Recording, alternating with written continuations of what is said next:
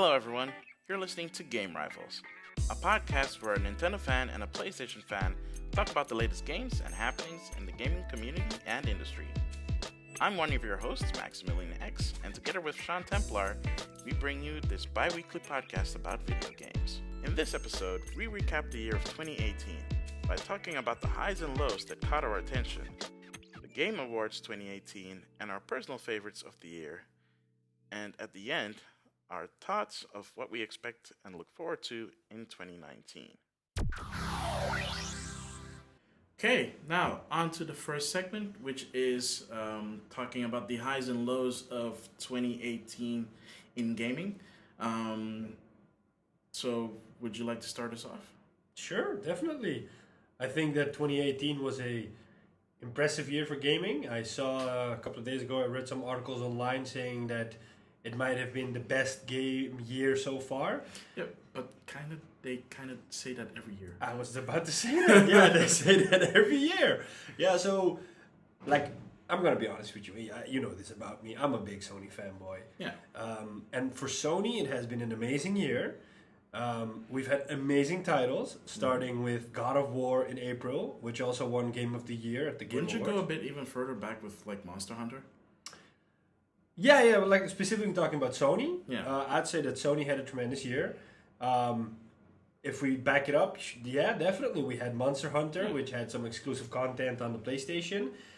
It was a great game. It was my first Monster Hunter. I And think it it's was- a lot of people's first Monster Hunter Yeah, because yeah. it sold the most. Definitely. Like for Capcom, it's the best Capcom game ever. Yeah. At what, 10 million units? I don't know the exact figure, Yeah. but they really did well. And I think it has to do with their approach because they made a more Western game this time. Yeah. And Monster Hunter traditionally is a really Japanese game, so they made a broader appeal, which makes it really nice. Yeah. I bought it, I played it, I loved it. It wasn't really easy to play it with friends, but that's maybe because the tutorials were a bit too on the thin side. But like actual combat, fighting the animals, that was really cool. All right, which is, it's kind of ironic that you would say that, considering that this is probably the easiest in terms of playing with other people it has ever been. Because I've played Monster Hunter since Try on the Wii, and let me tell you, back then it was not easy hooking up with people online. Like if you want to hook up with randos, that's fine. But if Yeah. you hook up with your friends, even on the 3DS with Monster Hunter Generations or Monster Hunter Full Ultimate, it was almost next to impossible to be like, okay, I made this room, come in and let us do some hunting together. You have to make a room. You have to give them the room name so they can look for it. They can't even go into the friends list and see, oh, he made a room, let me join. That was not possible. But is that like a shortcoming of the game or of Nintendo's online structure? No, back then? because the Like- same problem, they had the same problem with Monster Hunter on the PlayStation 2. Okay. And, well, not the PSP because the PSP didn't have online. It only had ad hoc. Okay. So, that circumvented that problem. But they still had that problem when they ported the portable games to the PlayStation 3 in Japan. So it still kind of had that problem because Okay. it was technically mimicking the ad hoc Yeah. Okay. environment in there. But Yeah. I mean, Monster Hunter World changed all that and made it for the better. Definitely, That's, yeah. I think, one of the real reasons why it was so successful. Because Yeah. now, when you say, well, I'm going to be your Monster Hunter guru, you can actually have a Monster Hunter guru. And even if you don't, you can just light the SOS flare and have a bunch of Japanese Yeah. guys help you out. Yeah, So- that's cool. Yeah. Yeah. Yeah. So that was one of the fun games at the beginning of the year. I saw that Sea of Thieves came out, which was going to be a big title for Microsoft, but it kind of tanked because it had a lot of issues, a lot I of think end game Microsoft issues. would beg to have you differ on that one, though. And they had a lot of writing on it. Well, only because it was free on Games Pass, so they have technically a lot of people that own the game because a lot Yeah. of people have Game Pass. Yeah, but I like to be honest. Like they have a kind of an exclusive issue, Yeah. and we might get that into it later this year because they pulled off something cool at E3, which kind of broadens their portfolio. But like Yeah. they had a lot riding on it, and it didn't kind of give them what they wanted or didn't meet the expectations, and so we skipped that. And then I believe I don't know, like in February, March, we got Mass Effect Andromeda, which personally I was really, really looking forward to. I think a lot of people were looking forward to it, and then that game also like tanked because there was a lot of expectation, and then after the game came out, people had all sorts of issues with it, and then shortly thereafter there were reports surfacing online that the game had been mismanaged, overmanaged, that they switched the whole game like 2 years or 1 year in production. They had let's put it simply, they had a lot of issues with Mass definitely. Effect Andromeda. I think because I didn't play Andromeda mostly because of the reports that came out before it. I played but even before that, I wasn't 100% sure on Andromeda myself because it was coming out way too soon for me to be like, okay, we're ready for the next Mass Effect. Yeah. I mean, I guess people were ready for the next Mass Effect, but I think a lot of people also kind of forgot how the last Mass Effect ended. Yep. So it was like kind of like, well, what are you expecting from this franchise now? Because the story has been told. So if they're gonna start a new story, that's fine. But basically, what they did with the first Mass Effect was they captured lightning in a bottle, and they tried to replicate, quite literally, actually tried to replicate it with the second game, and tried to replicate it again with the third game, and it worked on its own merits. The things that those two games did, I personally love Mass Effect 2. That's the one that I put probably the most hours into. I love it too. But I haven't finished Mass Effect 3 yet, and same here. It's not because the game is bad. No. But it's because I was just doing the same things over again. Yeah. And I think the things that they tried to do differently with Mass Effect Andromeda would have worked if they had the time for it. I don't think they had the time for it to do it, and then they switched focus to Anthem. Yep. So now we have the interesting problem of, is Anthem going to be good? We don't know. Yep. And it started off looking very interesting, but looking very interesting is not enough for a game. I mean, we've had a lot of games that looked really interesting and then just were a complete thud on arrival. Yeah. So I'm still very skeptical about Anthem. It looks interesting, but yeah, BioWare kind of needs to step up their game. Well, I think that they kind of did, because they brought back Casey Hudson, which was one of the producers on the original Mass Effect, and he's now one of the studio heads, because shortly after Andromeda tanked, the studio head left. Yeah. And then they got back Casey Hudson, who was over at Microsoft, I believe, after he left BioWare. So they kind of brought him back. Yeah. And he's kind of like riding the ship now. And I think what was he doing at Microsoft? He was working at one of their technology divisions. We're looking at, I believe, VR, AR, emerging technology, stuff like that. I don't think he was doing anything with games. He was really in a technological role there. Yeah. But they brought him back, so now you've seen him like pop up into multiple shows at Gamescom. They did like a segment where he was there. So I think like he's really trying to show like, hey, I'm back. I'm trying to write the course of the ship. I'm trying to lead this studio and show you all that Anthem is gonna be our next game. A lot of people are saying it's going to be a Destiny killer or whatever. Well, we'll just have to wait and see about that, because every persistent or whatever live service game of that scale is called a Destiny killer these days. So yeah, we just have to wait and see. Honestly, isn't Destiny 2 kind of a Destiny killer anyways? Like, I mean, look, I'm not a big fan when it comes to first-person shooters. Like, first-person games, depending on what kind of genre it is, I'll love it. Like, for example, the Fallout games. I love the Fallout games. Oh, I hate them. But we'll get to Fallout yet. Yes. Yeah, well, like after Mass Effect, we had our first massive hit. Like besides Monster Hunter, we had like our huge massive hit, which was God of War. Yeah. I don't know if you didn't. I don't know if you played the previous God of War. Well, I played a bit of the first. I couldn't get into it, and I tried it again when they did the trilogy. Yeah. But honestly, I get the core thing about it. It's the combat and the flow of the combat and all of that. Yeah. What to me was off-putting was the excessive violence. Oh, I love it. I love it. Like there's a time and place for excessive violence, and I can get that you can have excessive violence in a video game, but for me it didn't work because to me, Kratos was just more of this angry guy, and In the first ones or in this one? in all the previous ones, like in this one, he's more mellow. He's a lot different. Like he really. But I this think one that's is- also because of the Taurus Pacific has changed, because now he's not a loner. Yeah. He has someone to take care of. Yeah. And he's trying to bring him up, in the absence of, the missing mom. Yep. And it is cool to see those throwbacks to like what he did in the past and why the Norse gods are coming after him now. I'm gonna be completely honest. I still haven't finished God of War. I'm still playing through it. Man, But come on. I will say this: as far as I've been, I've enjoyed it a lot. The only thing that I'm not really happy with are some of the environmental puzzles. Okay. They can kind of get a bit too cryptic. Well, Is- after, like like- compared to the previous one, these are more easier. Like, yeah, I remember the first three, like, really hard. like in figuring it out, sure. I mean, like in execution. Yeah. Like for example, the whenever you need to do like the axe based ones, I kind of don't like those Okay. because you have to be really quick. Mm-hmm. And like in the earlier stuff, it's like easy peasy. But I got to this point.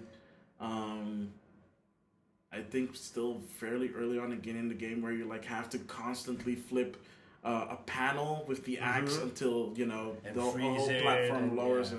and then free. Yeah, Yeah. that stuff gets tedious to me. Yeah, I can imagine. Like, from my perspective, is that I played the previous ones. Mass Effect, God of War is partially about excessive violence. I remember in the third one there was one that you would pull off the head of one of either the gods or the heroes, and you would Yeah. actually see him pulling off his head and see like the skin Yeah, rupture and something like that. yeah, I Yes, remember it is excessive, but it's kind of the trademark of the game. And what I loved about this one is that like they didn't like go over that. They kind of they toned it down a little bit. And they like added more of these fantasy creatures. You can literally just walk up to a person and like pull them apart, rip them apart, which is really satisfying. Like after a long day of work, when I got home and I did that, and like I could almost like I was almost screaming at my TV like I loved it, and like the combat was good, and I loved the story because it's really about that he's used to like thinking about himself and fighting for his survival, and now he has a son. And he kind of has to like raise his son, but he doesn't know how because he's used to like only looking out for himself, and he's overprotective constantly.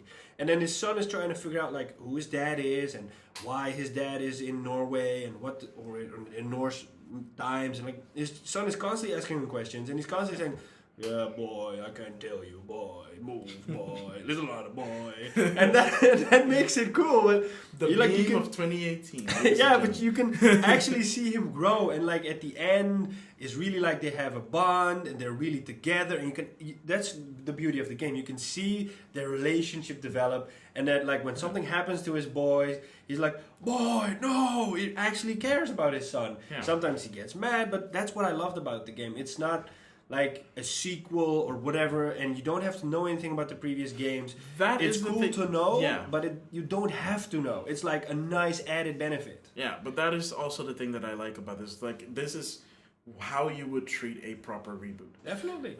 which is really great. Yeah. Which is also why we'll get to it later, but why it won the award that it did. Definitely. Other than that, actually, from my side of things, knowing that I'm a Nintendo guy, of course, for me, there were a few highs and lows. The lows for me were there weren't a lot of games coming out on Switch from Nintendo themselves. They had a couple of good games come out for the Switch this year. Obviously, the big one being Smash, but also the Pokemon Let's Go games are like really awesome.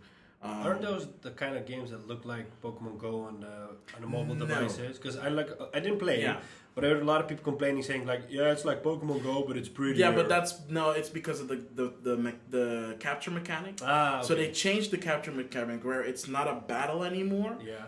To capture a Pokemon, some Pokemon you still need to capture, You still need to battle to be able to capture them, but they changed it for the ease of use of the capture mechanic from Pokemon Let's Go.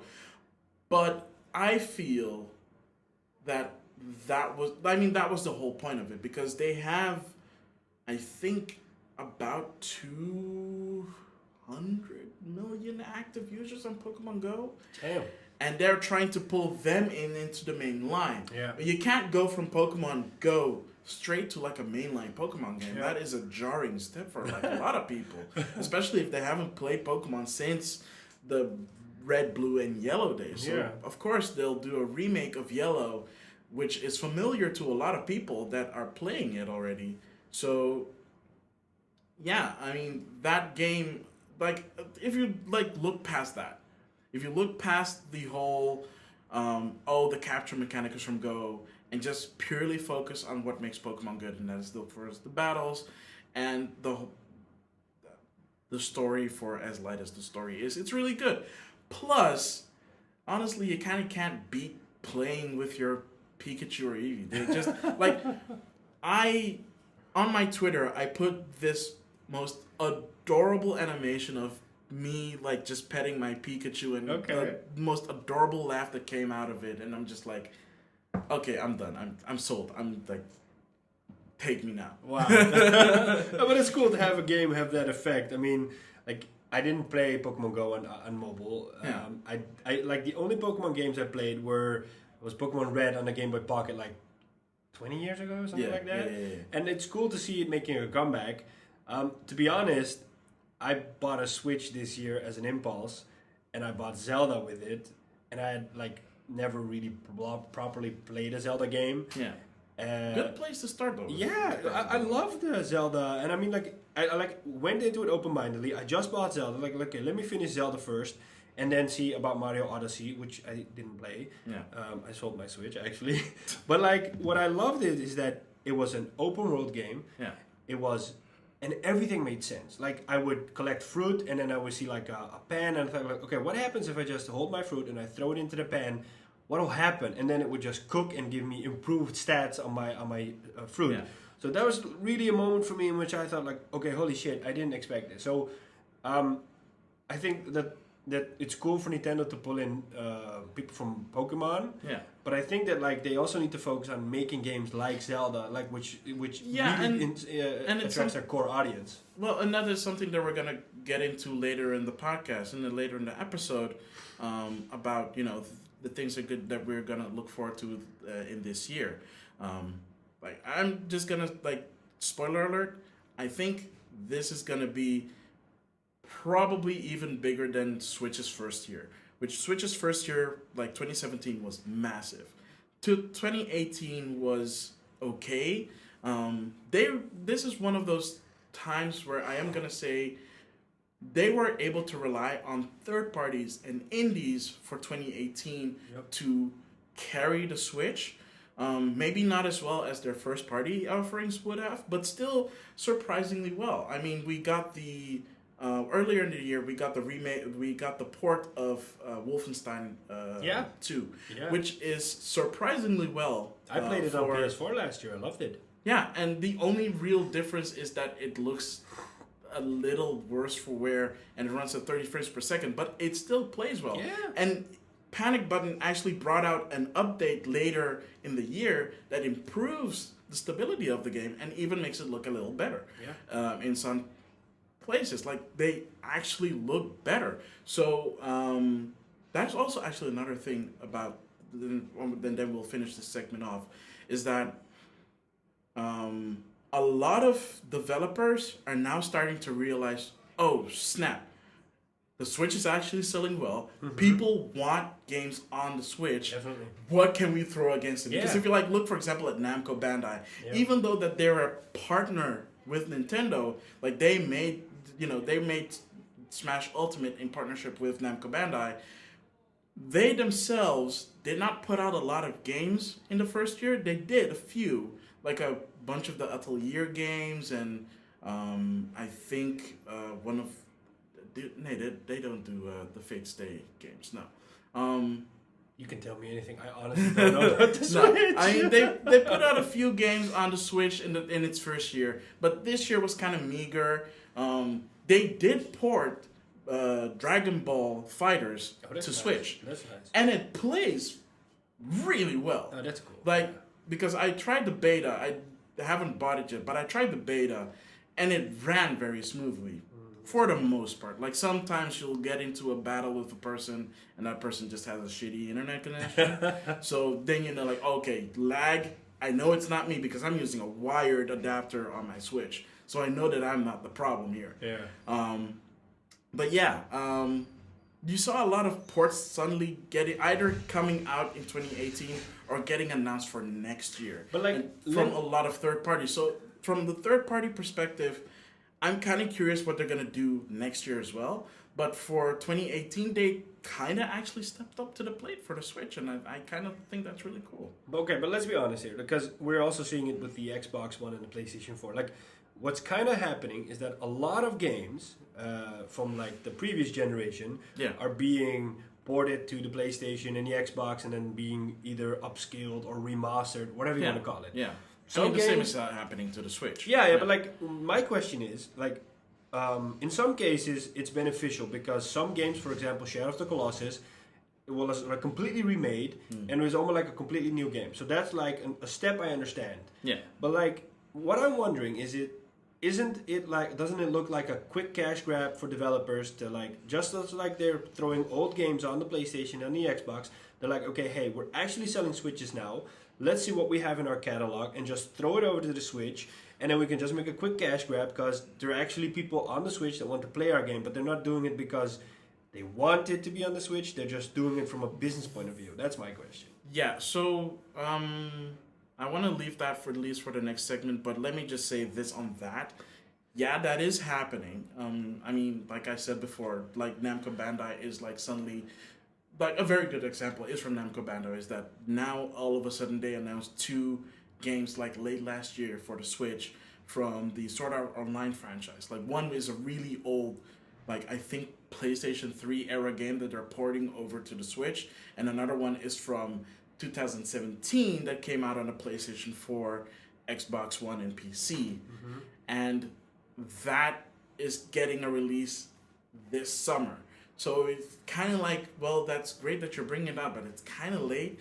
I'm not sure you're going to get a lot of an attention that it deserves. But to me, I think that the reason why they're doing that is because they want to get out something quick. They want to get noticed on the Switch and be like, okay, we're putting these things out, so notice us that we're putting that kind of stuff out on the Switch. And that's fine. It's just I kind of wish they did it this year and not last year and not this year. Sorry, still getting used to being same in here. 2019. All right. So do you have any final highs and lows? I mean, we talked about a lot of highs, not a lot But of we're lows. like we talked about like the first half of the year, and then we Yeah. forgot about the second half of the year. Like we had Sony with the Detroit Become Human, which was made by Quantic Dream, the guys behind Fahrenheit and Heavy Rain, which was a good game. And then moving later into the year, we got the most anticipated game for a lot of people, which was Red Dead Redemption. The funny thing is, a week before Red Dead, I was playing Assassin's Creed Odyssey. I love the Assassin's Creed franchise. Yeah. They had a few mishaps with it, but I loved Odyssey, and a lot of reviewers said it was the best Assassin's Creed game so far, which I agree with. I loved it. It was cool that you were like this Spartan descendant of King Leonidas. So you could also do his famous Spartan kick from the movies, which was really cool. And like the world was massive, and you could go anywhere, you could do everything. And you could It be was a lot guy of or a fun. girl. I played as the girl. You know why I played as the girl? Because I think it's super cool that they give girls an option in those games. And what I love is that the girls' acting performance and the voice was actually better than the guys. The guy's voice really sucked, but that's cool. Generally with games, and this is a really sensitive subject, but like women are always put in like a lesser position in games when there's a main character. Yeah. And I actually love the fact that they said, Well- screw the guy, we're gonna make his voice bad, and the woman's voice is like super cool, and I loved it. You know, like but there is an exception to that rule, and that's Mass Effect. yeah. I mean, let's be honest. You played as FemShep. Like FemShep. No, I played as male Shep. No. Yeah, because No. but like FemShep is the one true Shep. But I didn't change my with some games. I don't customize my character at all. It's like the simplest thing I can get because I just want to start playing. And the same with Red Dead Redemption Online. Yeah. My character looks like a hillbilly, and I honestly don't care that it looks like a hillbilly because I'm like, I want to play this game. Yeah. But like moving back to that, Red Dead came out.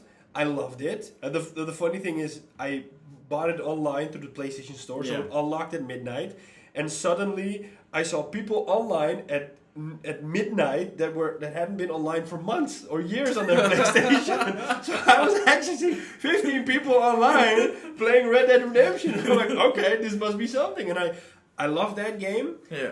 But it's not my game of the year, and it's because that would be the most obvious pick. And I loved what they did. Yeah. But I'd still pick something else over it. But we'll cover that later. Yeah. Right. There is one more low point I do want to cover before we end this segment, and oh boy, it's pretty big. I mean, you know what I'm gonna talk about, right? Well, surprise the audience. Okay, so there's 2, 3, 4 things that happened. 3 specifically with one particular company, but let's talk about the other one first because I think a lot of people have already forgotten that happened, which is Blizzard at BlizzCon announcing Diablo Immortal for iOS, and I love that they basically streamed it online for everybody to see because you could, like, even if you weren't there in the audience, you could feel their frustration coming over and just like seeing the videos online. That is just like, oh my god, why? It's not what you would expect from Why them. would you announce something like this at such a big event? It's not for them. Like. I'm gonna, but I think it has to do with like leading up to the event because a lot of people were expecting Diablo. But like a lot of people were expecting Diablo 4, and they kind of like either Blizzard made a complete different, put down the wrong expectations, or they messaged it wrong. But everybody was saying, hey, there's all hints about Diablo 4. Yeah. So they're gonna show Diablo 4, and then when they came up with this mobile reskin of some Chinese Asian game, which a lot of people call it, it suddenly became bad, and then people were like, but you were going to talk about Diablo 4, and then Blizzard tried to defend itself, and it completely went wrong. Well, they hinted that they were going to talk about Diablo. They didn't specifically hint that they were going to talk about Diablo 4. I know. What I honestly think that they should have done is just what Nintendo does is that they keep that stuff separate. Like, there has only been one Direct that ever mentioned a mobile game, and that was just to announce that it exists. Because Mario Kart Tour, which is the Mario Kart game that's supposed to come out for iOS somewhere between now and March, was not announced through a Nintendo Direct. It was announced during a investors meeting. And the same goes for a lot of the other mobile games that they brought out, like Animal Crossing, what is the Miitomo, rest in peace. Super Mario Run? Super Mario Run was also announced not necessarily through... I think it was done at an Apple event. It wasn't... Yeah, that one actually was done at an Apple, at the Apple event back with then. With Miyamoto-san there. Exactly. So, like, they know when to pick their battles. That's basically what I'm trying to say. And the other companies tend to follow suit in knowing when to pick their battles. Blizzard did not pick the right place to pick this battle. Because this honestly should have been just like an announcement on YouTube or whatever. Like maybe a small YouTube or like Twitch after event. The event. Not even during BlizzCon. It should have taken place before BlizzCon, honestly. Or after BlizzCon. Not at your biggest fan event of the year. That is just... that is like so not reading the room. And then we come to probably the lowest of lows of 2018. And that is Fallout 76. Oh, man. Oh, there's been so many mishaps. Yo. Okay, so first of all, we haven't played Fallout 76 yet. I don't play any Fallout game. I can't, like... For my main issue with that and with Skyrim, and I played Skyrim as the last Bethesda RPG, is that the characters, like, they can't convey emotion. So, like, when something really bad happens in the game, they look at you... like as in the facial expression. Yeah, for example, so they're like, oh no, your father died. And then they look at you like the fact that you're laughing right now, it confirms what I mean. Like with this lifeless expression, oh no, your father died. Yeah, and then but- there's this like awkward silence, and then you have to pick a dialogue option. Like, whoa, okay. Yeah, but okay, so And I can't get past it. I tried with Skyrim, and then like maybe it's because I don't like okay, the so setting. I get past it very easily because my focus is on the gameplay. Yeah. And like, yeah, I know. Like in terms of facial expressions, they leave a lot to be desired. and the graphics. And the graphics also kind of sort of leave a lot to be desired. But for me, it's always been the gameplay. And I haven't played a new Fallout since Fallout New Vegas, That was a good one, I heard. which was a really good one. It's really fun. Yeah. But what they did with Fallout 76 in terms of the gameplay, the big snafu with the collector's edition with the bags, Yep. and let's not even forget how they tried to resolve that, and people suddenly getting access to other people's information. Definitely. And like And- before that, did you hear about what they said about before the game came out? The game, before the release, they said, this is our first online game. Yeah. So we're going to have to learn as we go. So you'll see a lot of bugs and issues with the game. Well, and they're we'll just try being to fix upfront that. about what they always Yeah, but have, like- and that's a game that is buggy as all hell, but at least it's playable. But These bugs Yeah. don't make the game playable. yeah, that's like a slap in the face. Yeah, and I get it. It's an online experience, so that means that it'll grow. I mean, like even with Sea of Thieves, even that took a while to finally catch some steam. Yeah, definitely. So I believe that they might be able to do that. I don't know.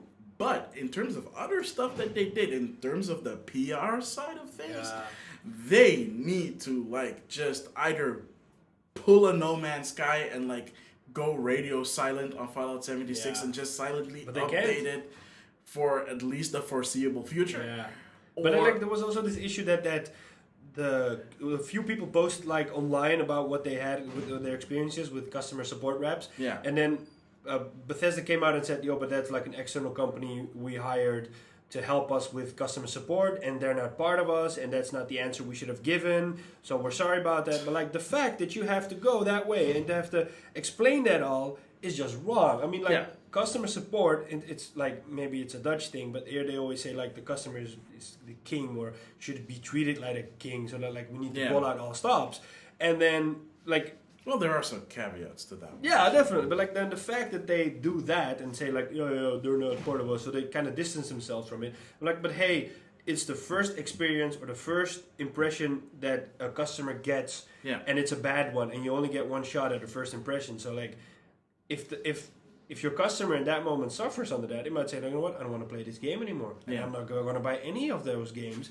So like you lose a customer for life over a stupid bag, Yeah. which they should have fixed in the first place. Oh, and the funny part is, the people that are getting the replacement have to wait at least 6 months. I actually heard a story of a person that I know that might get the bag, and he didn't even have the collector's edition. He bought the regular edition, and he found like a loophole, or he tried No something, way. and then he was able to get the bag, or at least they confirmed that he's going to get the bag. So I'm like, oh, so you're taking more money than I should pay for this game, and then I'm getting a bag, but somebody that paid less for it can also get the bag. So I was Oh, like, no, oh, that's so really? nice. Then why should I give you more money for this game?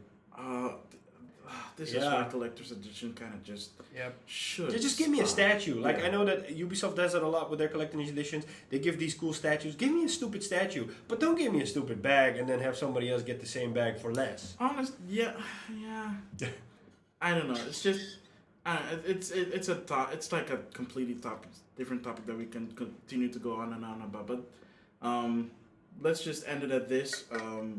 I think we got at least all the major highs and lows of the years. Like there's We might a have lot forgotten more a few, but we like could have talked yeah, it's but- like 12 months. yeah. So all right.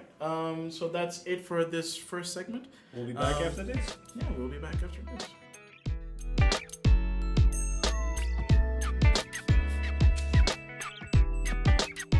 Okay, and we're back onto the second segment, which is talking about the Game Awards. Yep. Specifically stuff that surprised us, also about the Game of the Year, Yeah. and also we're going to talk about a few of our personal favorites. Not that we think that it's the game of the year, but just the personal favorites for us that we played in 2018 that also came out in 2018. So let's start with the first thing that surprised us. What's your favorite, Sean? I think that the thing that surprised me the most about the Game Awards of this year was that God of War took Game of the Year.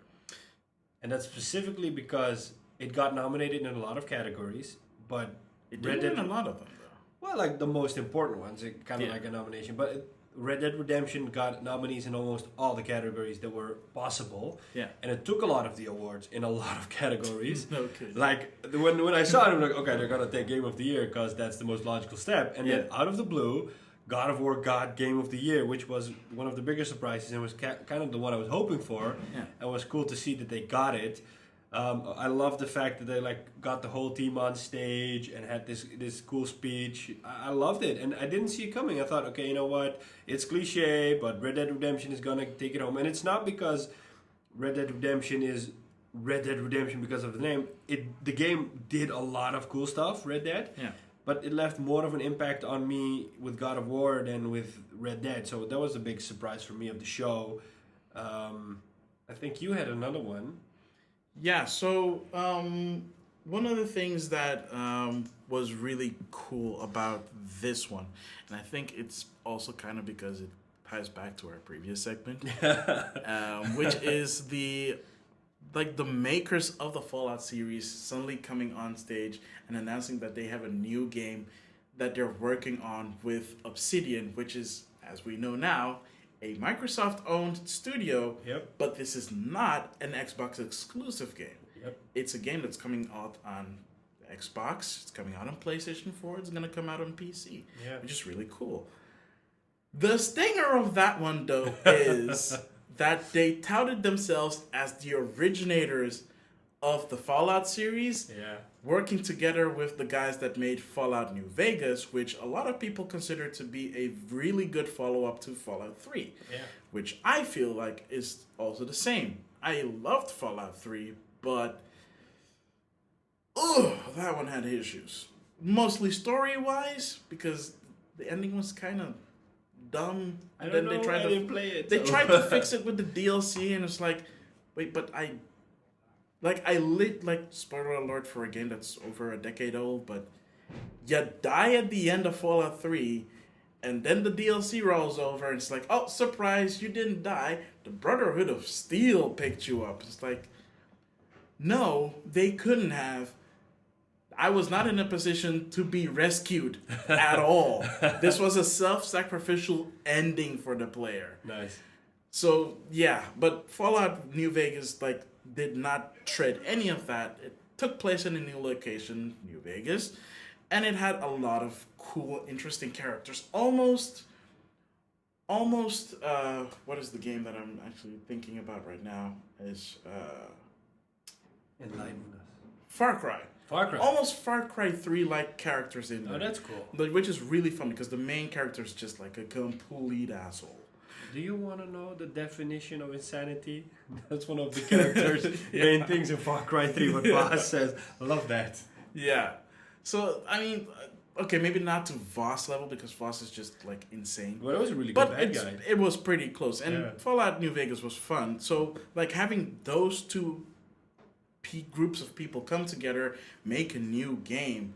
What was it called again? It's called The Outer Worlds. The Outer Worlds. Yeah, the Outer Worlds. The Outer Worlds, something like that. Yeah, I when I saw the trailer, I felt like it was Borderlands meets Fallout Crossing, so which I kind of like, and kind of maybe the style as well. I'm really curious to see what they're gonna do. I don't know if they have a release date yet. Yeah, but I think it might come out this year. I kind of hope it's coming out this year. I don't think that it's been announced for this year. I know that it's been announced. I don't think they have a set date or even a set release. Yeah. Maybe going on the Obsidian part, and that's what I mentioned in the previous segment, which is that Microsoft pulled off a cool move this year in which they bought a huge load of studios in one go to bolster their first-party support. Because we also know that Sony has one of the best first-party support. Yeah. And they kind of made a unexpected move and bought Ninja Theory, the guys behind Hellblade: Senua's Sacrifice, which was a great game. They bought the developer behind Forza Horizon, I believe it's called Playground Games. They bought Obsidian. They bought a few. I thought they already owned that developer. Obsidian? No, not Obsidian. The Playground. Yeah. I don't know for sure, but like what I do know is they bought like a huge. Yeah, they bought a lot of studios. like 5 or 6 studios in one It's go. kind of ironic because it's like the complete antithesis of what they did in 2012, which is like just shutter a whole bunch of their first-party studios. Yep. And rely on third-party support. And rely on rely on the entertainment aspect of the Xbox One, which was heavily, it was the way that Don Matrick wanted it to go. Yeah. Which we know what happened Don to him. Matrick, he's been in the industry for so long. Yeah. But I don't think that there was anyone who missed the mark more than that guy ever did. And I don't want to put all the blame on him. I also kind of think that Steve Ballmer also is kind of to blame for that one. But them getting Phil Spencer and just making this big turnaround for them is, at least for me, it's very admirable. It's an amazing comeback. Like, it's an amazing thing to see. And the focus is, of course, on the next Xbox with this, which they've pretty much been bold enough to say that that's what their focus is on, because if they acquire the studios now you're gonna have the turnover and see what they're gonna do with those studios. This is like a smart long-term investment. And the funny thing to see is like the way Microsoft was this generation was how Sony was last generation, and the way Sony is this generation was how Microsoft was last generation. When you look at it, Microsoft had the Call of Duty exclusive content. Yeah. Microsoft had a lot of games coming first to Xbox or having exclusive content on Xbox. And that all flipped. And now Sony has Destiny exclusive content, Call of Duty exclusive content. But was it worth anything? I think it did, because what you see is like what Sony would do is they would push out their blockbuster titles in like the fall season. So like Uncharted would always come out in like the fall season. Yeah. So they would have a few games at the beginning of the year, and then their most games would come out at the end of the year. Yeah. And now what they've done is they've taken like all their big blockbuster games and kind of brought them back to the beginning of the year so that they can like maximize potential and momentum, and then rely more on third-party stuff during later of the year. Like when Destiny came out, they had exclusive content. Call of Duty came out, they had exclusive content. So they're pulling away their blockbuster titles so they can bring them out early on in the game, because generally there's not a lot of stuff happening at the beginning of the year. So that way the game can get good reviews, sell a lot of numbers, get the attention it deserves, and then later in the year they just either have one game they might bring out which will like be their blockbuster, or they just play the exclusive content deal. They did the same with Red Dead. They said that online content will first come to Red Dead on PlayStation and later to Xbox.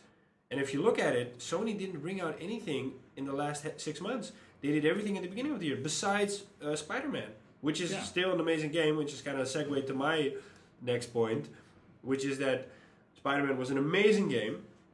I think it's a great comeback for superhero games, because superhero games generally suck. What's the last superhero game you remember coming out? Honestly, like Iron Man 3 on iOS? Or Dark Knight on iOS? No. I mean, talking legit, like console game. I'm not talking about like iOS. any, or like a good one? Any. When's the last one? When's the last one that you remember? And no, you cannot talk about the Lego games because those always come out. Oh shit. It was Iron Man 3.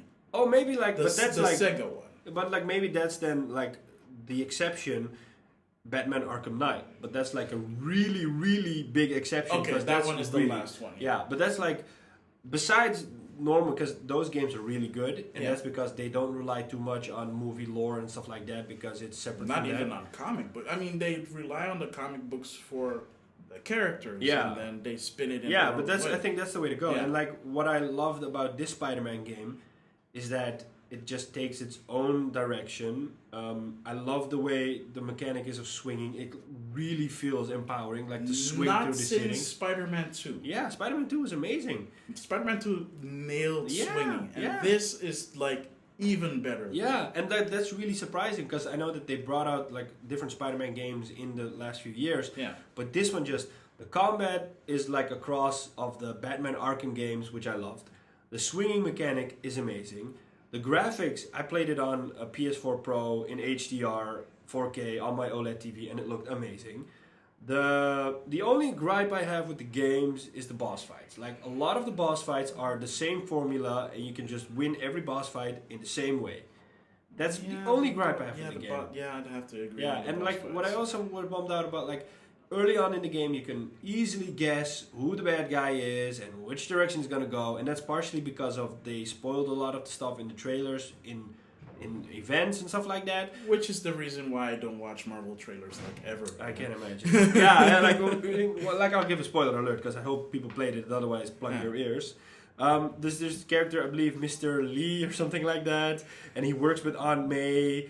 And you know, because of you watch the trailers or because of the way like the game sets it up, that like, oh, he could maybe be one of the main bad guys, and then he turns out to be one of the main bad guys. I think the first trailer they showed that he Yeah. was the bad guy. Yeah, and So it's kind of like that was not really a. Yeah. Yeah, like I that love was the, not the, really a surprise. the way it ended was cool with Doctor. Did you finish the game? No, I did not finish the game. Okay, then I'm not gonna Please spoil it. don't But like, okay, no, not spoil. But like, Yeah. it's cool to see that the last act of the game does like a spin and it brings back, it grabs some of the bad guys, and there's like a transformation for some of the bad guys, which is really cool, and that makes it a fun game. But yeah, besides that, like the main point I'm trying to make here is that it got nominated in a lot of categories. I don't think it won in any category, or maybe like in one or two categories. But like, I don't think the You mean game. at the Game Awards? Yeah, or at the just Game in general? Awards. Yeah, the Game Awards. Like I don't think it gets the attention that it deserves because it was an amazing game, and a lot of people still talk about For this game. what it is, yeah, I think a lot of people should have talked about it more. Yeah, For what it is, I mean, like this is an amazing which game. is a licensed game. No, not just a licensed game; it's a licensed property by but Marvel. by Marvel. But it's a first-person title because it's made by a Sony studio. Yeah, So Insomniac. Well, Yeah. they're not owned by Sony, but they work a lot with Sony. yeah, I kind of hope Sony buys them because it's really dangerous to let these guys go because they make amazing games. wait, Insomniac is not owned by Sony. No, but that's what I'm saying. They're not owned by Sony, but they work a lot with Sony. They worked on Ratchet and Clank. They worked on Resistance. But I hope Sony buys them because it would be a good addition to the Worldwide Studios family. Yeah, I mean it would, but part of me also kind of wish they would remain independent because they make amazing games, and I'd hope to see their games on other systems as well.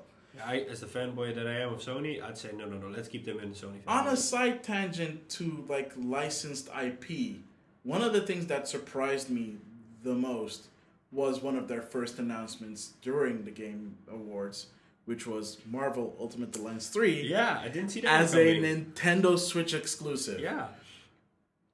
I want to know who has what of who that made this happen, because one, apart from the fact that this game is happening, there are X-Men in this game. Yeah. Like, not just Wolverine, there are legit other X-Men in this game, and I don't think that they've done that since Marvel, like the first Ultimate Alliance. It's because a long time because ago. there I know there was a thing with the licensing deal for certain characters in the Marvel universe when it came to video games. Yeah. And those have kind of expired and have returned back to Marvel, which is really cool because now you can have this. Yeah. The other surprising thing about this announcement is that it's being made by Team Ninja. Oh, that's cool. I didn't know that. Yeah, Oh, that's nice. you know, the guys behind Dead or Alive. Yeah, I know. And what's the Ninja Ninja Gaiden. Gaiden? Yeah, Gaiden. Yeah. Yeah, I know. And also the guys behind the not so. Mm, I don't want to say the most hated Metroid game of all time, but not a lot of people like it. Metroid Other M. I honestly don't know. I don't play Nintendo games. Yeah. Besides Let- one. Well, let me put it this way: not their finest hour. Okay, okay. But people still have faith in Team Ninja, and the game looks very interesting, and it looks different from the previous Ultimate Alliance game. So I'm Yeah. kind of curious how that's gonna work out, and it's coming out this year. Yeah, like the funny thing is, I sold my Switch, and I'll get to in a bit why I even have a Switch, seeing as I said that I'm a Sony fanboy. Yeah. But I sold my Switch, and then when I sold my Switch, I later realized like, oh shit, Marvel Ultimate Alliance is coming to the Switch, and I actually want to play that game. So I'm kind of hoping it's a timed exclusive, and it might come to the PlayStation afterwards. Well, I'm gonna have to disappoint you with that one because Nintendo's publishing it. Oh shit, okay. So it's basically in the same realm of Bayonetta. Okay. So Bayonetta 1 can come out on any device because that one was published by Sega. Yeah. And Sega still technically owns the Bayonetta license. Mm-hmm. But the publishing rights to the other games, Bayonetta 2 and Bayonetta 3, are Nintendo's. So smart move, those smart are never move. going to come out on Smart any move. other system other than Okay, Nintendo okay. systems. Well, then I might steal your Switch and play Marvel Ultimate Alliance. Yeah, good luck with that. Because we're going to go into like our predictions for 2019 for this year. In the but- next segment. in the next segment. Suffice to say, my Switch is gonna get its use. this Okay. year. Well, let me put it this way. Like, we've had an amazing year, and we've had amazing games, and a lot of shows and award shows giving those games awards. If it has to come down to a top 3, and maybe a surprise game or a surprise moment for you, I'll let you go first, and then I'll do mine. What was your top 3, and then a surprise game or moment of this year, starting with number 3 and working your way up to number 1? Okay, so I didn't put my games in any particular order, so this is That's not okay. like an order of anything. But the first thing, the game, one of the games that I put a lot of time into in 2018 was Octopath Traveler, and that's for 2 major reasons. One, I am a big old school Square fan from back in the day. Final Fantasy VI, Secret of Mana is my all-time personal favorite game. Chrono Trigger, stuff like that. All those games, and the accumulation of that experience in a new team doing something like this for the first time. They have this team is the same team that made, if you have heard of it, the Bravely Default games on 3DS. I honestly don't know. Those are a retro throwback. They feel more like Final Fantasy 3 and Final Fantasy 5 had a baby, and those are the Bravely Default games. Yay. This feels more like Final Fantasy 6 had a baby with an Unreal Engine, and then you got Octopath Traveler. That's a beautiful baby. I like, from the graphic standpoint alone, it's so amazing to see it because it's a 2D game with 2D aesthetics, but the world is 3D, kind of like a pop-up book. Oh, that's nice. And if you've played the Bravely Default games, you'd also, that's a similar style. The only difference with Bravely Default is painterly in its diorama graphics, whereas this is just like the most beautiful pixel art that you've seen in 2018. That's good. I mean, we've had a lot of indie titles with a lot of beautiful yeah. pixel artwork, but honestly, for my money, the pixel artwork in Octopath Traveler is the most beautiful one that I've seen, next to stuff like Dead Cells and The Messenger. Oh, nice. Like, those have like stellar pixel art quality, just like mwah, just perfect. But Octopath Traveler for me was the best in that extent, and that also translates into the gameplay, as I said before. One of the things with the Final Fantasy titles, specifically 3 and 5, is the job system that's in there, and the job system is so flexible in this game. Basically, you start off with a character, one of the 8 selectable characters from the beginning, and what you do is you pick that character, and that character is a certain class. At a certain point in time, when you have all the characters, you get to unlock their classes as a secondary class. So nice. anybody can mix and match abilities, skills, and what have you, and just go to town with the combat system. The combat system is really awesome because it's classic turn-based where you don't. It's not like the active time stuff that you have in like later Final Fantasies, but it is where you can choose how to do things. Like, for example, just time it out. So that's like really amazing to me. Nice. Yeah, definitely. And the other two? The other two are, let me grab my list real quick. For the other two is, for me, I'm going to have to cheat a little bit because this one came out at the end of 2017, but it got snubbed, and it got snubbed hard, in my opinion. Is it your surprise of 2018? No, it's not my surprise. Okay. It's Xenoblade Chronicles 2. Okay. And its follow-up DLC, Torna the Golden Country. That game is, like, in terms of JRPGs, that almost beats out Xenoblade. Octopath Traveler for me, if it wasn't for the fact that it technically came out last year. The gameplay is really tight. It is action, but you don't like have to press A the whole time. The battles are semi-automatic, but you do have strategic inputs into the games, which is really cool. So that's my second one. This DLC, Torna the Golden Country, actually improves on the game's battle nice. system, Yeah. which makes it even more fun to play. But take in mind, both games you do need a lot of time to put into. And for my third game is, surprisingly, Spider-Man. Oh, well, we mentioned that a few minutes ago, so yeah. But here's the thing with Spider-Man, because I had a certain expectation when it came to Spider-Man.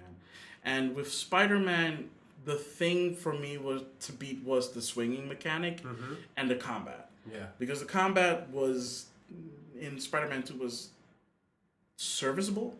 And here, in Marvel Spider-Man, it's so good. Yeah. It reminds me a lot of the Arkham Asylum games, but it has its own spin towards it. Yep. Whereas, as Batman, you kind of feel like you're invincible. I mean, you're vulnerable still. Like if an but only enemy has like when an enemy pulls out a gun. Exactly. Yeah. But if you get hit, like you're stunned like a bit and whatever. But as Spider-Man, you are vulnerable. Yeah. Whether they have a gun or not. Especially the melee, like the bruisers are. I will say this: the bruisers are kind of annoying to beat. And like later in the game, you get abilities to deal with that, but in the beginning, they're really annoying. Yeah, they're really annoying. Because you have to throw stuff at them to kind of like beat them. Immobilize them, and then you can like beat them up. And like later in the game, you do get abilities, and then like Yeah. you have this web ability, maybe you already have it, that you can just like when you shoot it at somebody, it gets stuck against a wall or a car. Like you could when you upgrade that one, you can use it against those. My favorite one is the Web Blossom. Oh, that's nice. Like it doesn't matter what battle I'm in, I will always use the Web Blossom. Yeah, that's like, nice. and it doesn't matter what suit I'm wearing. I'm just like, oh, new suit, cool. Let me New just grab power, the stuff. okay, cool, whatever. Web Blossom. That's Because nice. it helps with crowd control. Yeah, Especially when definitely. you're in a battle with a lot of characters. Yeah. It helps with the crowd control. Yeah, At there's a least lot of that's how I battles. feel about Yeah. it. And my surprise for 2018 is probably one that a lot of people be like, oh, that's my game of the year, and which is God of War. Yeah. I'm not a really big God of War fan. I've tried playing the other games in the past. I get the appeal, but I wasn't really gravitating towards that, and I felt that the combat got a little bit repetitive, even though the combat was kind of awesome. But this game is just next level. Yeah. The combat is just really nice, really satisfying. The story is actually engaging for me for once, and I want to see how it ends. Spoiler alert, I haven't finished the game, but I am on my way to finishing that game. I got sidetracked with doing side quests in there just because I wanted to see what else is out there in the world, because the world is just so interesting. Yeah. Like the Norse mythology aspect of that. I'm not even like a big Norse mythology kind of guy. Same here. They make it interesting Yeah. for you to like find out more and like see like what is this relationship he had with his dead wife, and like what is her relationship to the Norse gods, and why they're being such a-holes and yeah, and just seeing Atreyu like getting into his own, like upgrading him next to Kratos, and that aspect is really cool. Yeah. And I want to see how that goes on, and I'm definitely gonna finish it, no doubt about it. I just have a lot of other stuff on my plate, but for me, the biggest surprise was God of War. Nice. I think as Kratos would say, "Boy, go finish that game now."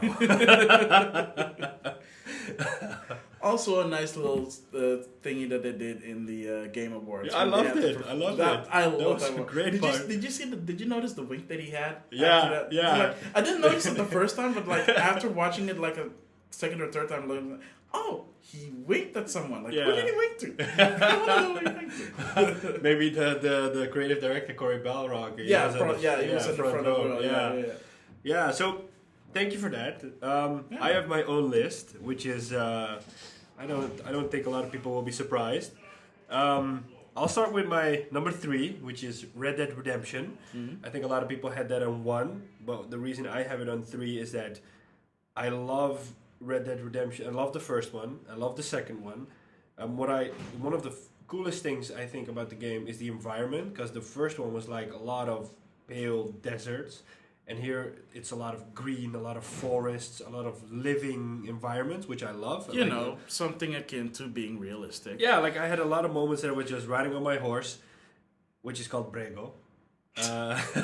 Wait, do you have like the one horse, or like do you have multiple horses? I had one horse and then he died for some weird reason, which freaked me out. Wait, why did he die? I don't know, like I died in combat, and when I came back, or when I whistled, I got this crappy horse, and I'm like, where's my horse? Where's Brego?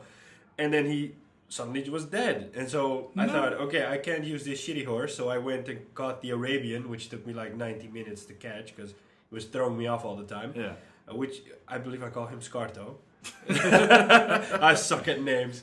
So I loved Red Dead, and I loved the development of the characters. I thought Dutch was a cool guy, but later in the game he kind of becomes of a DICK. Mm-hmm. And then I still haven't finished Red Dead, to be honest. I think I'm at the end, but I kind of don't want it to end, so I kind of like left it at where it is. Yeah, that's really strange. My second game, which is a surprise for me in a way, is Battlefield 5 or Battlefield V. I'm a huge Battlefield fan. I loved 3. I put like over 300 hours in it. I hated 4. I hated Hardline. I loved 1. And then I was kind of hoping that this was going to be amazing as well. And then I played the public beta in the summer, and that game sucked. I really hated it. It was really bad. That was just the multiplayer, right? Yeah, but like I only buy the game for the multiplayer, and the game really sucked. And I thought, okay, I'm gonna cancel my pre-order. I'm just gonna leave it at that because I can't play this game in this state. It was really bad. And then I waited, and then they postponed the game by a month. I was really happy that they did that because there was a lot of community feedback. And then they took all that feedback and they released the game a month later, and they really, really made a better game out of it. I've put a lot of hours into this game so far. I love it. It still has its issues. They kind of pulled weird moves, like they dropped the time to kill, or they improved the time to kill so that you would die faster, because they wanted to pull in more new players or more passive players. The way they did it wasn't really well, but they were quick to respond, and the community said, no, we don't like this, so they reverted back. So what I love about DICE is that they really listen to us. They really listen to the community. They really want the best for the game. So they're still working on a few things, but I love it so far. It kind of feels like Battlefield 3 was, which I love. And I hope that one of the first times that they've gotten away, they ditched the season pass, or the premium pass as they call it, and they're offering all the content for free to all the players, which won't fragment the base, which is really cool. I just hope that they can bring out good stuff, because we saw what happened with Battlefront 2. They said we're going to give free stuff, and Battlefront 2 is kind of dying, which is... I think that one was kind of DOA. Yeah, like the crystal part, or the microtransactions part. Like, besides that, if you can look past it, it's a really nice game. But like, Battlefield is on number 2. My number 1 is, what a surprise, God of War. And that's because I love the story, I love the characters, I love pulling people apart, I love the way that the bond develops between between the father and the son. Yeah.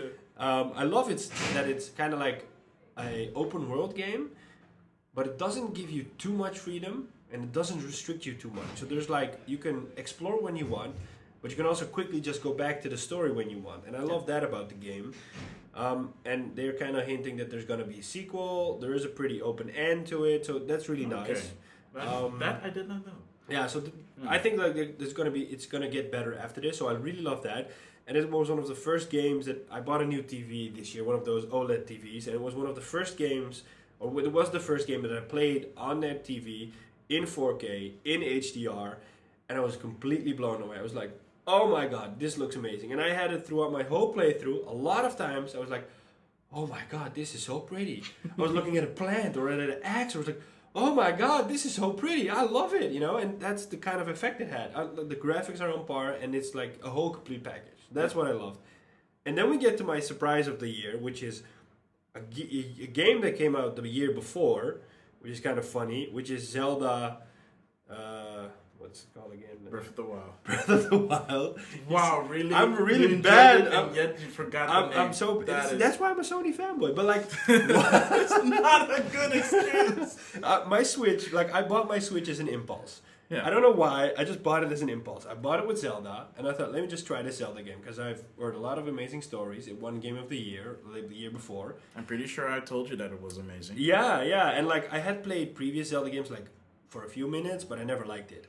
And so when I got into it, I didn't know beforehand it was an open world game, so that caught me by surprise, which I loved. And the most amazing thing about the game is that like it's literally in the title, but sure. yeah. Like everything makes sense. It's like the small details in the game that make sense, which makes it amazing. Like when you go to chop a tree, if you chop a tree and it just falls over, it can cover the gap between a canyon and you can just walk across.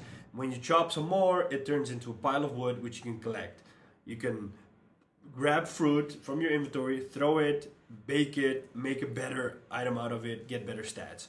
There was, I believe in the beginning of the game, you have to climb one of the mountains, which is a really cold mountain, to get there so you can see the old man, which is like the king or something like that. Yeah. What I did, and I heard later there was a different way, like people would use the spicy peppers so that your body temperature would rise and then you could go up the mountain. Yeah. I didn't know that. That's the way that I did it first too, mostly because I couldn't complete the quest that he gave me to get the items to keep you warm regardless. So like the funny thing is, I didn't know that. So what I did was I grabbed the torch, I ran up the mountain. Really? Yeah. And How did you keep it lit? Well, the funny thing is I had this torch in my hand and I was walking up the mountain and I would look at spots that had like a torch I could lit. So I would either lit the torch and then relit my torch, or I would like try to cause a fire and then lit my torch.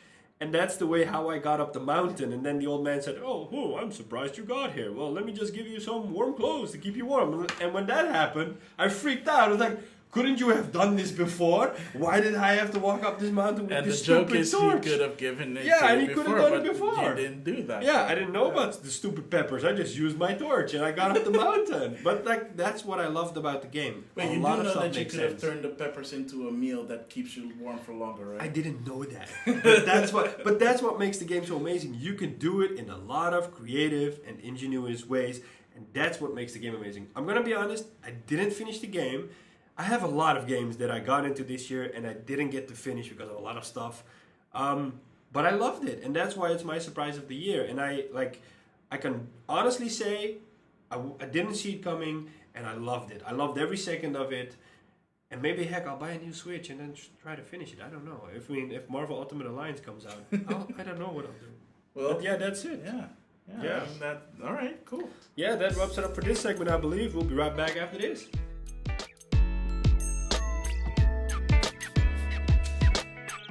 Final segment of this podcast. We're going to talk about our most anticipated games for this year, 2019. Let's start with Sean Templar. Thank you, Max. I don't know, like I have like a brief view of what's going to come out this year. Yeah. I don't have a lot on my list, but there are a few things that I'm looking forward to, and maybe one prediction or two predictions I might be able to do or hope to do. one of the most anticipated games for me, and I think for a lot of people this year, is Anthem by BioWare.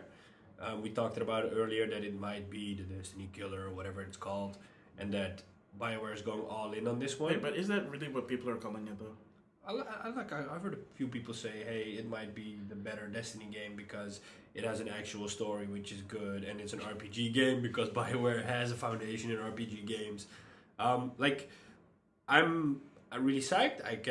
It's coming out in I believe next month already, so it's pretty soon. It's coming out in February? Yeah, and the funny thing is that on the day Anthem was going to come out, Metro Exodus was going to come out, and oh my goodness, I forgot that game existed. Yeah, and Sony was going to release Days Gone, and then when I saw the announcement, I said, okay, one of the three is going to push it, and it's not going to be Anthem. So eventually, what happened is Sony pushed Days Gone by a month or two, and Metro Exodus also got pushed early. I mean, it's the umpteenth delay for Days Gone, so honestly, I don't think that people would be surprised about that. Yeah, so Anthem is a game that I'm really looking forward to. I'm really waiting to see what BioWare is gonna do. They're kind of hinting that it's really a game you should play with friends instead of just play alone. It'll be fine alone, but it'll truly shine when you play it with other people.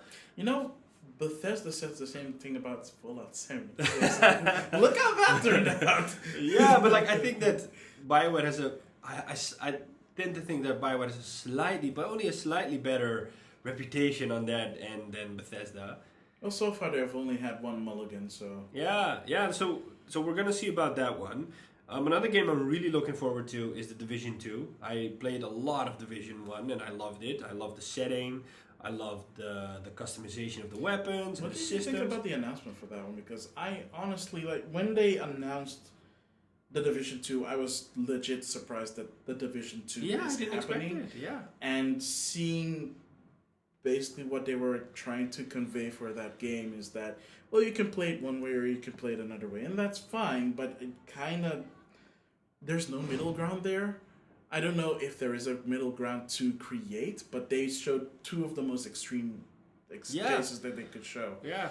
And it looks fine, I guess, and it looks interesting, but to me... Yeah, from what I saw was that when you reach the end of your level...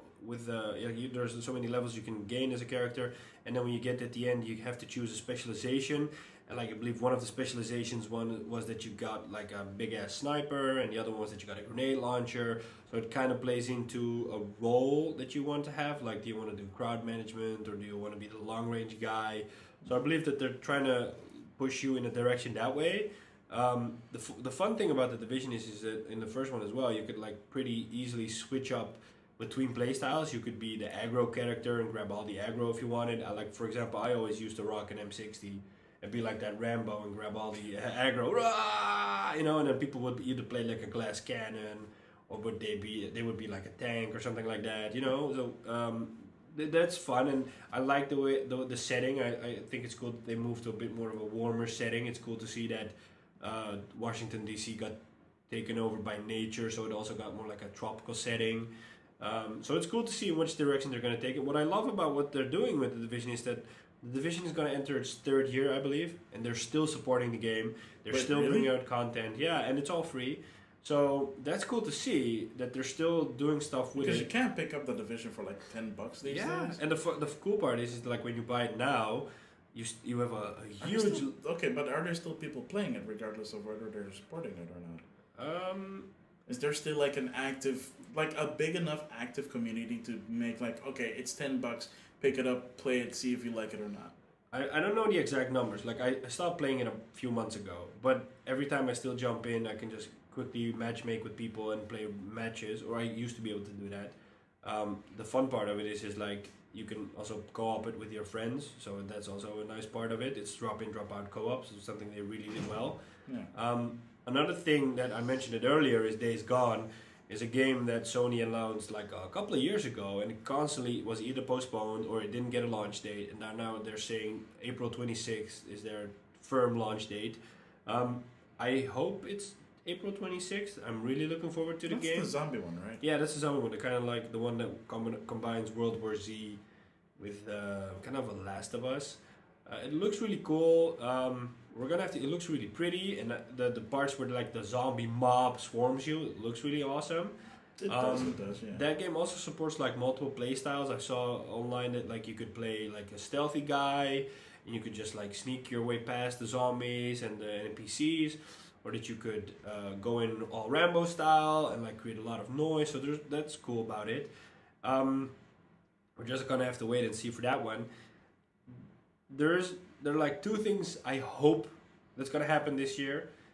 And one of them is that Sony announces their new PlayStation, and it has to do with that they pulled out of E3 this year. They told us last year they're not gonna participate in E3, and they're also not. They also didn't do PlayStation Experience last year, and the reason they gave for that was like, we have a lot of games in development.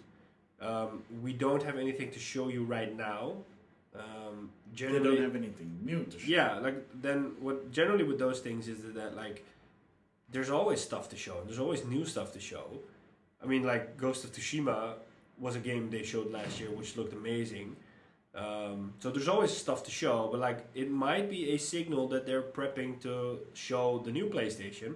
One of the reasons. Okay, but let's be fair though. Even when they did that the last time, they still had E3 the year before, and they still had the PlayStation Experience the year before they announced the PlayStation 4. Yeah, so what I kind of heard was that a lot of companies are trying to rethink their strategy around E3 because there's a lot of stuff happening, as in prices going up for the space you have to take and the events, and like I think there's more of a financial aspect to it, because if you look at EA, for example, they don't do E3. They have like their own separate event, which is called EA Play, which they do, and which is like their own press conference they do before E3 starts.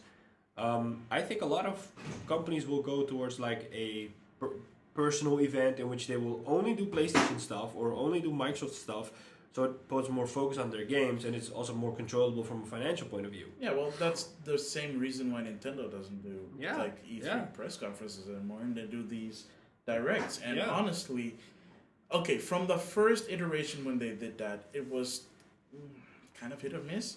But they've improved that formula as the years have gone on. Like last year's was okay, mostly because they didn't have a lot of stuff to show for 2018. But they did tease a lot of stuff for 2019. Yeah. Which is one of the things that I want to get to when it comes to my part. But suffice it to say, we don't know what's going to happen with E3 starting from this year onwards, because we're not going to have Sony there anymore. Bethesda doesn't do anything like with E3 except for their own press conference. EA does the EA Play stuff. So what you're left with is Nintendo, Ubisoft, Sega, and a couple of other hitters like Microsoft is still there. And but yeah, this could be a sign that like a big company or a big publisher and developer, Sony, is pulling out of E3. So it could be a signal that like others might pull out as well. I mean, like they have the courage to do it. I don't know if it's gonna work. I don't know if it's gonna be better. Like I think they're gonna do a separate event later this year and then announce their new PlayStation, or they might just do an event at Gamescom or at Paris Game Show. But it's not gonna be Tokyo anytime Game soon, Show. because let's be honest, the PlayStation 5 or whatever they're gonna call it is not. It's not gonna be announced this year and then come out like holiday 2020. And like I think the most plausible thing they'll do is either what they did with the PS4 is they announced it in like Q1 of that year and they brought it out in the holiday season of the same year. So the thing that which is what you would normally do. Yeah, like the most logical thing to do for them is either announce it again in Q1 this year. They did it last time in New York with a special event. So either announce it this year and then show it off at a different event in the middle of the year, like Gamescom, and then bring it out holiday season this year so they can grab the most momentum. Because, to be honest, I think Microsoft is going to try to pull off the same thing. And the only way Microsoft gets on top of this is when they release their console before Sony does. Well, Microsoft has a lot of things that they're doing in terms of staying relevant for at least this coming fiscal year. Yeah. Which is, like, I don't know when their fiscal year starts. I think with, like, most companies, which is, like, April. Something like that, yeah. But the rumors, at least for Microsoft, are that they're going to be releasing a driverless Xbox One. I saw that one, yeah. And and a slightly more different Xbox One S, which does have a drive, but with cheaper costs, so it's Yeah. a lot cheaper Yeah. to produce. So like at least with Microsoft, I can almost guarantee that they're not going to announce a next generation system this year unless they pull a Xbox One X, which they did the last time.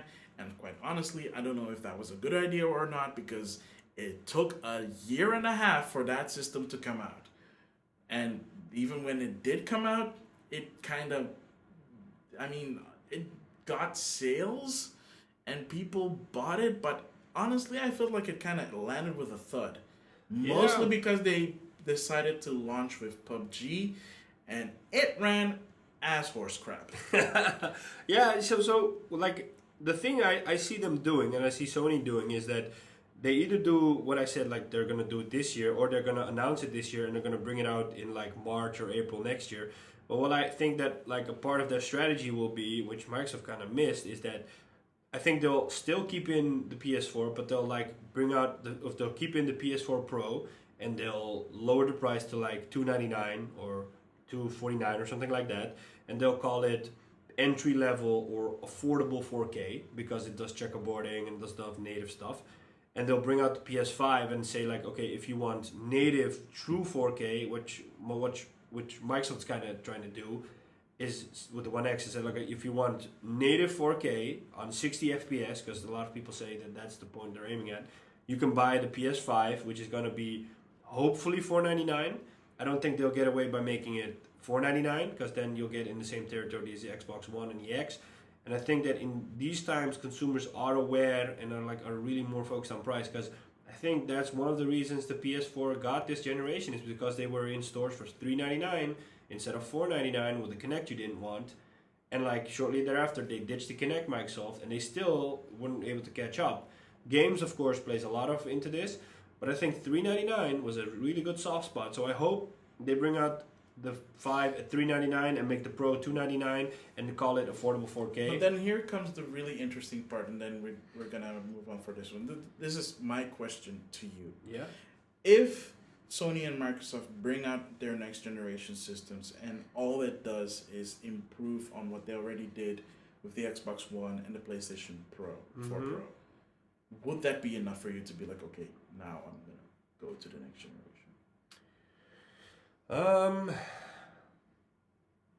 Partially because I see the difference. I had like a normal PlayStation 4 and I upgraded to a Pro, and I see the difference now. And now I know, like for example, Horizon Zero Dawn is one of those games that really shows that if a developer puts in the time and effort to really optimize their game for the Pro, it really shines.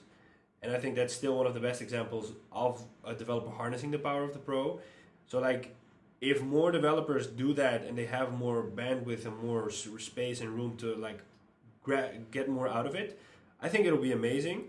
But I think that like besides the 4K and the 60 FPS target they're aiming at, I think they'll do other stuff as well to like improve the experience because some people say that and there have been patents about it that Sony might pull off like a move like a Switch, make a portable console and then a dock where you put it in, but then you won't be able to have. Sony has pretty much given up on portable. I think so as well because, like, if you look at it, there's no way they can build a 4K 60 FPS capable machine and then have it available on the go unless you do something like the PSVR with a separate processing unit, which isn't cool. So I'll do it, but it depends on the added experience I get with it. If it's just prettier graphics and smoother frame rates, I'll still do it, but I won't be as happy with it as I should be. But I think they're looking at different ways to like make it better. And like that's the last part I want to seg into is that at the end of the day, it'll come down to the games. And like every developer, they'll say like some games will only be available on that new console because that's where it truly shines. And like everybody's hoping that Sony brings out The Last of Us 2 this year because it was also announced a couple of years ago and they've showed it every year. And it looked amazing, and they showed a gameplay demo last year, which when I first saw it, I almost thought it was like, I thought it was surreal because it really, really looked nice. And I kind of hope that Sony's going to bring out The Last of Us 2 this year. because otherwise people are gonna lose interest. Because I think the assumption is that it's going to come out this year. I know, but they still haven't committed to a launch date. They're it's almost like Blizzard that when it's done they'll bring it out. And last year they showed like a trailer in which you would see people's reaction to the reveal trailer, which is really cool. But like people just want this game, and it needs to come out this year. I think if they skip this year, people will just simply lose interest because it's already 3 years or something like that since the game's been announced. And Something like that, you can only like keep people interested for so long. It kind of happened to Gran Turismo a few years ago. They announced it too soon, and it took too long for the game to come out. And when the game finally came out, people were like, "Yeah, okay, but there's other stuff to play right now." So that's my part. And yeah, I'd bounce the question back to you. What do you think is going to happen this year? Well, my list is a little bit different, of course. We already mentioned it. Marvel Ultimate Alliance 3 coming to the Switch exclusively through Team Ninja, which is really cool. It looks really different. I'm curious how that's going to end up. I know it's coming out this year. I don't know when it's going to come out this year. Like, there's a lot of, from my point, like, since my focus is mostly on Nintendo games or games that come on Nintendo systems, there's a lot of games that have been announced coming to Switch that do not have a date for 2019, but we know it's coming out in 2019. There are already rumors flying around that this month, so in January, there's going to be a Nintendo Direct. Most of the times, they have a Nintendo Direct at the end of the year to prepare people for the coming next quarter of the year, so from January to March. But they didn't do that. They didn't do that last year. So that means that there has to be a Direct coming out this year, this month, to showcase what else is coming out, because the only thing that people know that are coming out is this. The other thing that we know that's coming out this year is the new Fire Emblem Three Houses, which looks amazing and like not. I don't know if you've ever seen or played a Fire Emblem game before, but it's a strategy RPG where you have individual characters that are characters playing war.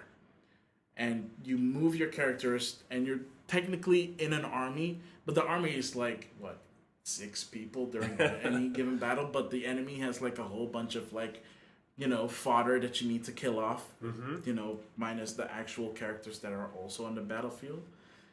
But with Three Houses, you can actually see the actual military that you're in, and they're fighting alongside your main characters, That's nice. which is really cool. I'll send you the trailer for that after all this. But suffice to say, Fire Emblem Three Houses is promising to be something completely different than it's ever been before. Like, it still has the core aspects of Fire Emblem, but all these new end mechanics that they have like this My Castle kind of thing where you're actually walking around in your castle and interacting with other characters and buffing them through those interactions. Really looks cool. That sounds cool. The next thing, of course, and this is a big one for a lot of Nintendo fans that people have been craving for, especially since Let's Go came out, is the next Pokemon mainline game, which they also announced last year during E3. This is like a true Pokemon game, right? Yeah. This is the mainline game, Yeah. so like the 8th generation of Pokemon games. So prepare for more diverse Pokemon. I honestly don't know how much they're gonna add because we, at least from a Pokemon fan perspective, we know what happens when they don't have a lot of new Pokemon to introduce. Then you get Pokemon, what was it, Diamond and Pearl? I think that one had the least amount of new Pokemon introduced into the series. But now that they introduced with the 7th gen, like the Alolan variants, that means that you basically all bets are off. You can have variants from any generation coming forward, and that's the cool aspect about it. But how they're gonna handle the game itself, knowing what Let's Go was and what this next game is gonna be, it's gonna be a more traditional game. This is gonna be the first time that they're doing this on console. Okay. Because every previous mainline game has always been on a handheld, with a few exceptions, like say the Pokemon Coliseum games on GameCube. But those weren't really mainline games, and the battle system was different, and the capture system was different. So those are just spin-off games, but those weren't mainline. They showed the potential of what a mainline game could look like, but it wasn't made by the actual developers. It was made by another developer that they collaborated with, Genius Sonority, which Who's doing this game? Hmm? Who's doing this game? Game Freak. So Yeah. Game Freak themselves are doing this game along with Creature and Okay. stuff. And yeah, I mean, just looking at how Let's Go Pikachu and Let's Go Eevee looks is already signs of potential in terms of graphics, the way they might go, and it looks really good. Like Pokemon Let's Go really looks great, and hopefully they keep the whole. They stop doing the random battles because random battles were taken out of Let's Go. You can see the Pokemon, and if you want to capture that, you just walk up to that Pokemon and catch them. That's not cool. That is cool because what it used to be is you walk 2 steps and you get into a random battle. But I like that. But yeah, I mean, for its time, it was fine. And don't get me wrong, I'm a JRPG fan through and through, and I love and I enjoy random battles.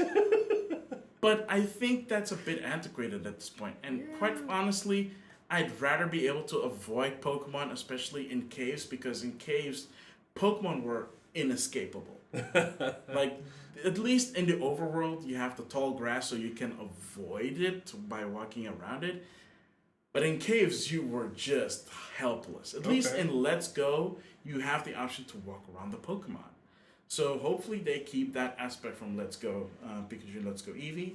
The third game, which is coming out this month, which is Kingdom Hearts 3. Oh, that's Didn't nice. even talk about it about that. at all. Yeah, I And forgot. I'm a big Kingdom Hearts fan, except for the fact that I've never finished any of the Kingdom Hearts games. I have played them extensively, especially Dream Drop Distance on the 3DS, Yeah.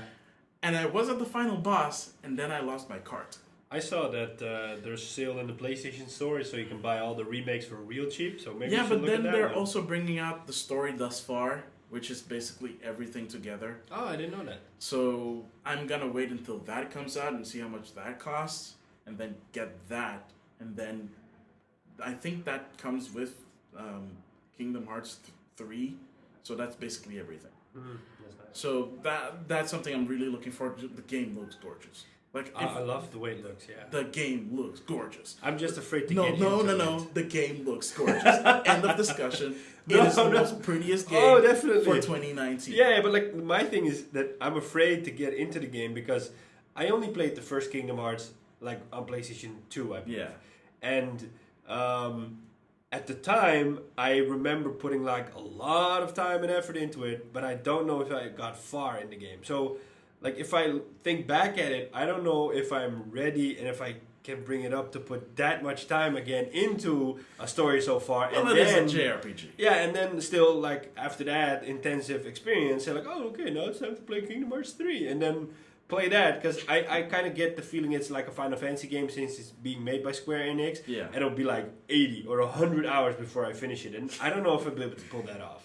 Yeah, I mean, I'm assuming that at the very least it's 60 hours long. So just take that. For Tell what me how it is. I'll just yeah. I'll let you know. Yeah. I'll let you know how it is.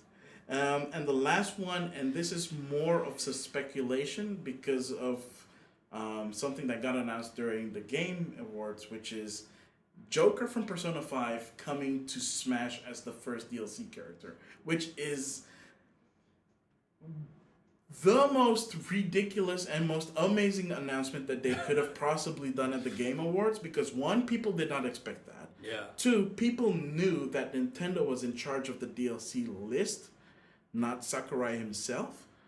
So the fact that Joker is in it, who has never been on a Nintendo system, and to be more specifically, no mainline Persona game has ever left the PlayStation, ever, except for maybe like the spin-offs like Persona Dancing All Night, or the Persona Q games on the 3DS, which are also really cool. But that's not mainline. And Joker does not appear in Persona Q. He appears in the sequel, which is out in Japan right now. Hopefully it'll be announced for the West in 3DS.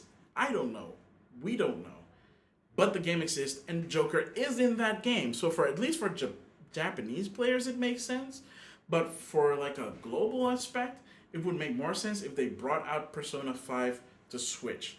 I don't know what kind of deal they have with Sony in terms of the Persona franchise, but the rumors are that it is coming and it'll be announced when Joker gets released as DLC character. That's basically what the rumors are at the moment. I hope that that's the case.